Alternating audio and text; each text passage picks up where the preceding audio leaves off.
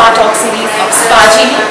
Today we are in Dermalogica on Burj at the Mall in conversation with Lindy Higginbotham, the Business Development Executive at Healthcare LLC, and Lucy Kaiser, the Consulting Spa Manager of Dermalogica. Welcome ladies, and thank you so much for giving us your time for having this Spa Talk chat. You're welcome.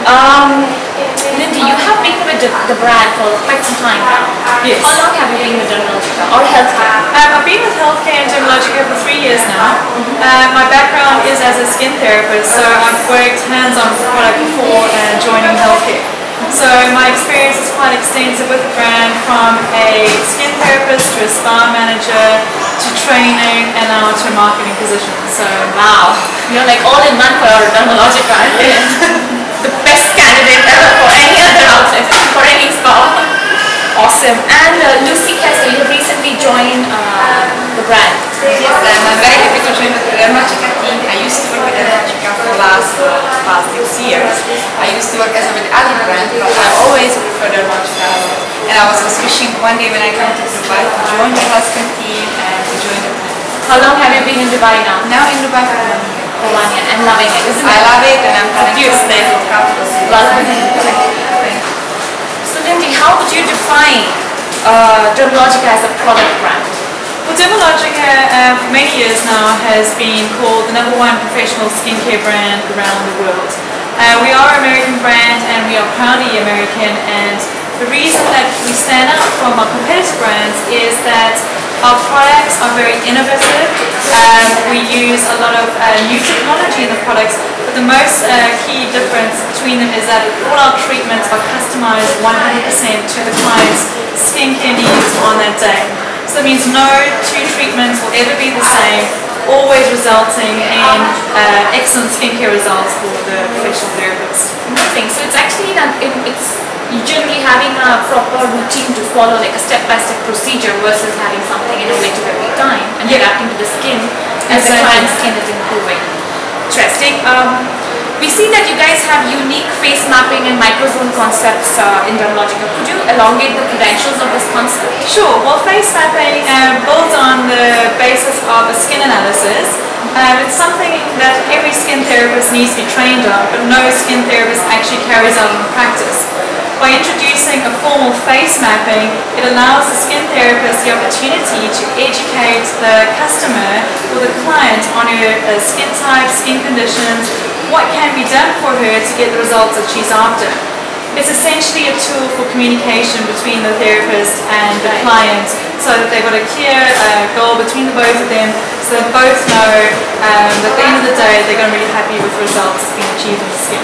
Interesting. So what's microzone then? Microzone is actually a mini targeted treatment. So with the change in economy and the change in people's lifestyle, many people don't have the time and the opportunity to come for a 60 or 75-minute face treatment. Right. So microzone is 20-minute quick fix for the skin. Express. Exactly. But specifically targeted to a particular zone. So you can have just a microzone for the eyes called Eye Rescue, or maybe you want a hand repair. Maybe you need a facial exfoliation just to really renew and give it skin a glow. So it's an opportunity for the clients to come in during the lunch break, save time, save money, and still get the results they're after. And we get as well a lot of clients who come between the treatments when they said that just too quickly before the holidays or before some party just to come and do some program, so that we get a lot of clients. Okay, interesting. What qualifications do your therapists hold? And what does it mean when you say that your therapists are internationally trained, as in they have to have an international accreditation? Absolutely. So the skin therapy colleges that specialize just in the skin therapist. The main institution is called CDESCO, which is an international body. There's only a few CDESCO schools around the world, and you have to have a certain qualification as a school. Then you get international evaluators to come out to the colleges, and they will certify the students so that everyone is in the same par internationally. As an internationally qualified skin therapist means you're licensed to work in over 70 countries around the world. In Dubai, the biggest problem is that most skin therapists or beauticians working don't actually have a formal qualification, and they may only have been trained up by a product house or a brand or maybe a manager who has the knowledge but they don't actually have a formal certification. You know, interestingly you say that. Recently in our this month issue we have an article on product house, the misconceptions of product house training. Mostly spas I see that depend on the product house training for facials and treatment. Absolutely, especially And in it's this so region. not very right, like you rightly said, you need to have international training and proper formal. And part of international training is understanding anatomy and physiology of the entire body, doing some science background, understanding the accountancy and running a business, as well as obviously the practical side of doing the treatments, but there's a lot of technical background that is required to get your international certification. So generally, what is the part of the product training then? It's very limited. Very limited. Just like Yeah. basically product Just knowledge. product knowledge. And spas depend on that. Exactly. Wow, that's not fair on the end user who's paying for this option. Absolutely. It's not ethical. That's why it's very important for when you're going for a skin treatment is to get your skin therapist to communicate to you why is she doing this in her skin, why has she chosen that product, what is the understanding of your skin type and your skin goals, and that's what we pride ourselves with here at Dermalogica. It's interesting. Dermalogica is promoting many charity initiatives, and recently you had one called the Fight Fight. Yes. Would you like to talk about it a little bit, and how does it help in branding? And what would you advise other brands and other spas? Sure. You know, what kind of initiatives they should take in charity? So what FIGHT is FIGHT is spelled F-I-T-E, and it stands for Financial Independence Through Entrepreneurship. Dermalogica was founded by a skin therapist herself, and she really wanted to start the brand. It was really difficult for her to get a loan of money to do that. And we found throughout the years, and it still continues today, that women are discriminated against for getting lower salaries, less likely to get a loan from a bank. Being in the skincare industry, there are so many women involved in it, and most of our clients are women as well.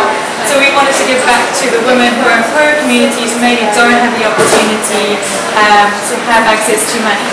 So we are partnered up with Kiva, a non-profit organisation, and we make loans to women in Africa, Asia, to start their own business, whether it's a farming business, whether it's a cosmetics business, whether it's selling clothes or mending clothes. Wow. So how many women have you helped so far? We've helped over 6,000 women through the FIGHT initiative. Wow. Our goal is 20,000 over 2 years. Over 2 years, and this has been how long in operation? We've done 8 months so far, so we've got a long way to go.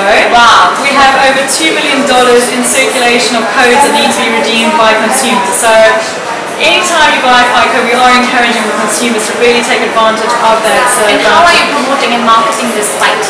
So FIGHT, we do a lot of consumer events. We have got some new ones coming up now for the last quarter of the year, where we'll be going into the malls, educating consumers on the concept of FIGHT. We do certain sponsorships and events where we give out codes to women who are not necessarily buying product, but just getting them involved with the FIGHT initiative. Additionally, we've got PR in magazines. We've got some ads that are being circulated at the moment as well, which are highlighting the benefits of FIGHT. You know, it's so interesting, like you're helping in charity, you're helping other people and to the community. You're helping yourself and your brand as well, because all this charity events does get you a lot of free editorial or PR. Right? Exactly. Dermalogica is dedicated to skin health. Now, in spite of being a very commercial brand, how do you justify for being, like it has more of a medical brand? And how are you compared to other competitor brands?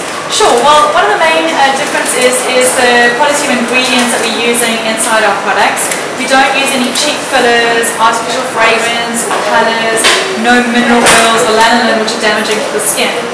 A lot of the still you are a chemical brand. It's a chemical product. Well, see, chemicals are a very sensitive subject. Everything is made up of a chemical structure. If you look at chamomile, the chemical structure has its components in it. So yes, we're not organic, but organic is not always good for you either. If you have organic poison ivy, it doesn't mean it's good for your skin. So we do a nice combination of the natural with the chemical peptides and ingredients. But with all these organic and natural awareness spreading, people are getting more health conscious and choosing more for organic brands. Where do you stand there in separating? Basically, we don't test on animals. All our packaging is contamination free. We really are pro using recycled packaging. All our boxes, the ink we're using is biodegradable. We do put it back into the environment.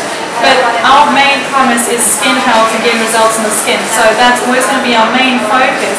And we know to get those best results, you need to use some of your chemical peptides that are so good for the skin, and no one can doubt that. So we'll never compromise on the quality of our products.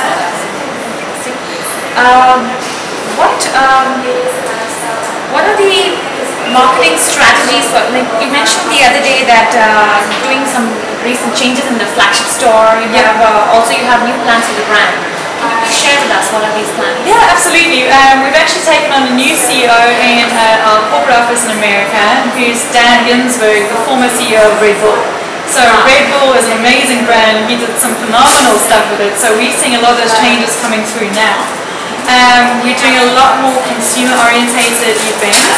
One of our sister brands, which is Clean Start by Dermalogica, which is a teenage brand. We have to start, and we're doing a whole bunch of events from now until the end of the year where we're sponsoring these teenage club events, club nights. So we're really trying to branch out into different areas which are maybe unfamiliar to us before. Additionally, for next year we've got some exciting new products coming out, which we are actually taking the lead from our consumers and what they need from a product, and we've come up with some new items that are going to really take the industry by storm. Which will be, of course, a secret. You would not reveal now. But I can tell you we're doing a product launch at the end of October, which is an addition to our Ultra Calming line for sensitive skin, and it's going to help reduce redness. Redness? Yeah. So that has been one of the complaints in this part of the world, in this region? Well, we find a lot of the clients here are using very harsh products like hydroquinone on their skin, which is very, very sensitizing, Accutane as well. So these are available free over the counter as medications and not through a doctor, and they do get abused. So we have a lot of clients coming in. Yeah, so this is going to really fit into that category and help them. And what are your marketing strategies for the brand for last quarter, for 2012? How is print, offline and online? So our main focus for the last quarter is definitely going to be on events and on online activity. We've recently hired an Arabic-speaking social media marketing person. So she's now really starting to make a lot of impact into our social media. Do you have an Arabic page for Dermalogica? We haven't started the social media Arabic page yet, but she started doing the Arabic PRs and the advertisings and communications with editors that way. And she's developed our Twitter and our Facebook pages a lot in the short weeks that she's been here. Wow. Interesting that you say that. Even in Spagini we are launching a new product for spas, which is social media marketing for the Arabic market. So, which will be all in Arabic, of course. Yeah. It is high time we start looking at the local market. Absolutely. Enough of Westerners are already covered, and now the local. Well, at least you can tell you how many clients we have that are Arabic speaking. A lot, and a lot especially get as well marketing online from Saudi Arabia. What is the age group of these clients who come? Between 30 to 45. And are they technically savvy? Like, I'm sure they use mobile and internet. Definitely, but yes, but they don't speak English, and they prefer to speak Arabic as well, and they're expecting that we speak Arabic as well. Yeah. Have you ever had a conversation with them? Have you asked them what kind of media do they use to get contacted? SMS or is it email? Yes, SMS a lot because they like to use it, and that's what they use. Right.